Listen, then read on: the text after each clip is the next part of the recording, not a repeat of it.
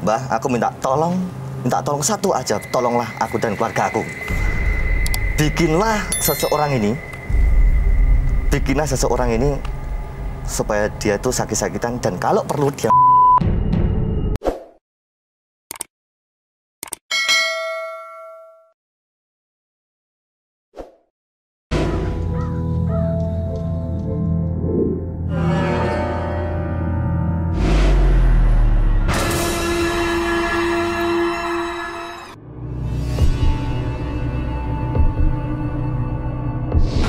Mata adalah panglima hati.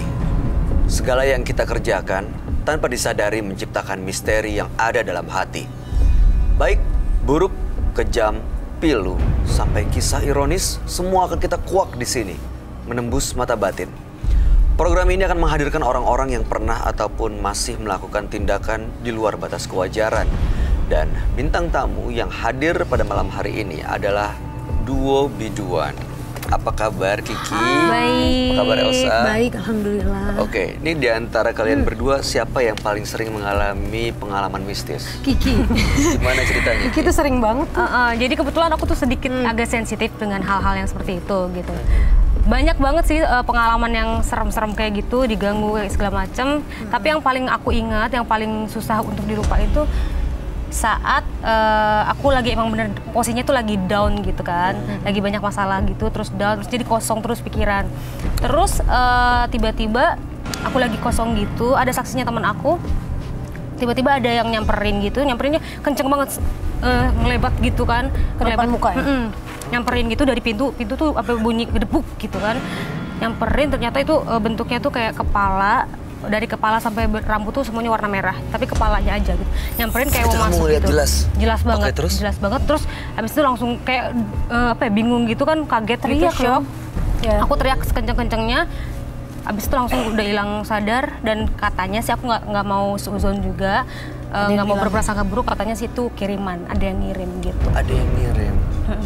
Tapi habis itu hilang gitu aja? Hilang gitu aja. Dan Tapi berarti dia itu, kayak mau masuk ke Kiki dong? Iya, mungkin mau masuk kayak gitu. mau merasuk ke Kiki tapi nggak bisa gitu ya? Jadi kayak kepental gitu, dia jauh langsung pergi. Tapi setelah itu aku baik-baik aja kan?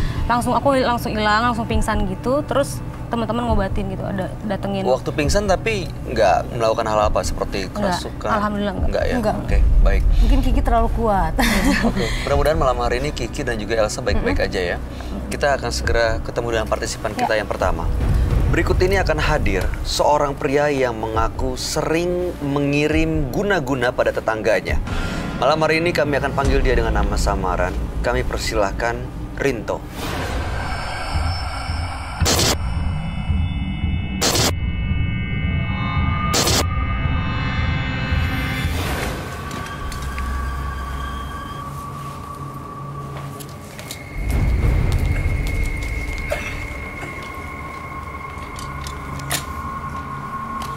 Ya.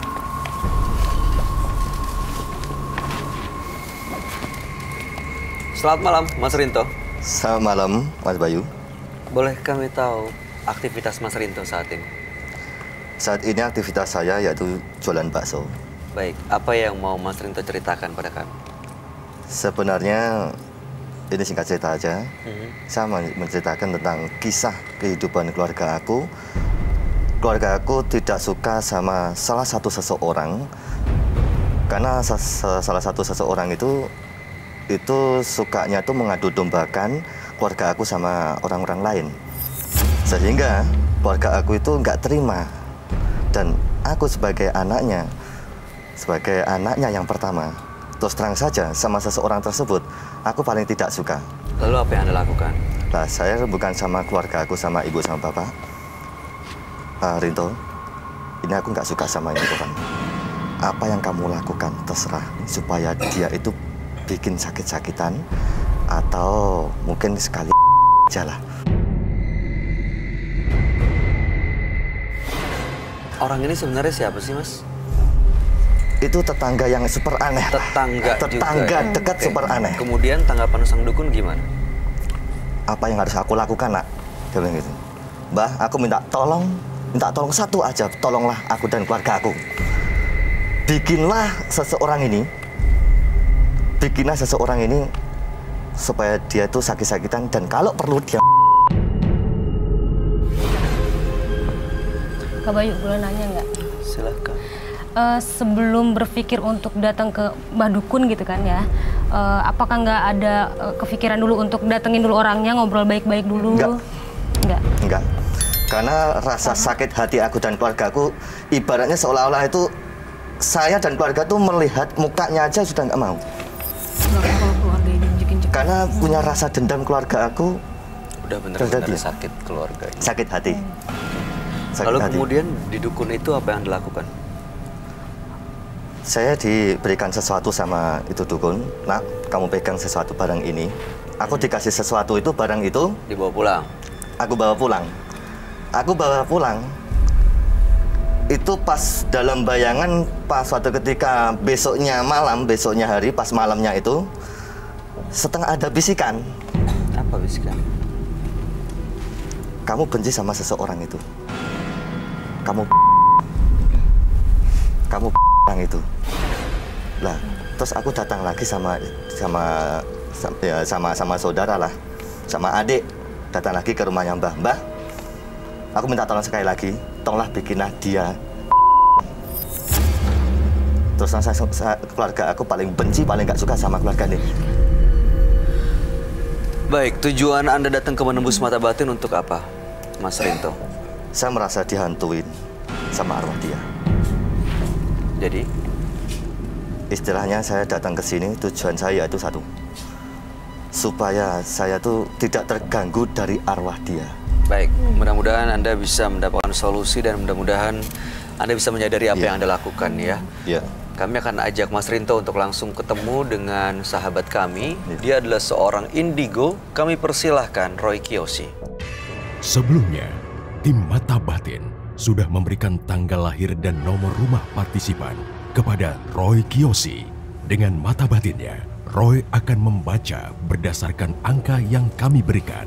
Rinto, terlahir tanggal 31 Januari 1988. Sosok yang berani dan berkemauan keras.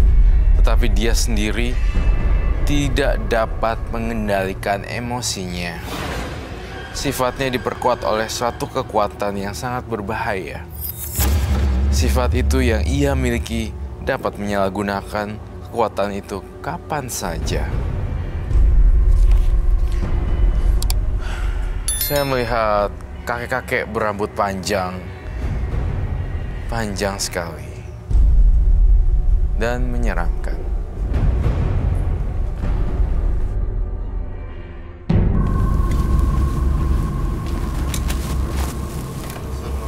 Selamat malam, Roy. Silakan duduk. Terima kasih.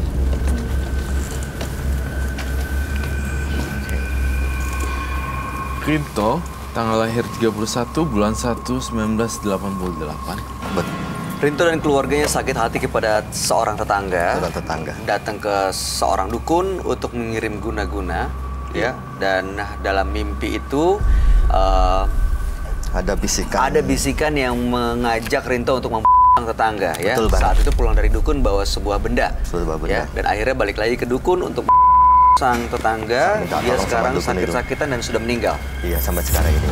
Tapi arwahnya sering mengganggu dan menghantui saya setiap hari. Makanya datang ke Menembus Mata Batin untuk bisa lepas dari gangguan sang arwah. Betul yang banget. menjadi korban santet atau guna-guna atau teluh gitu.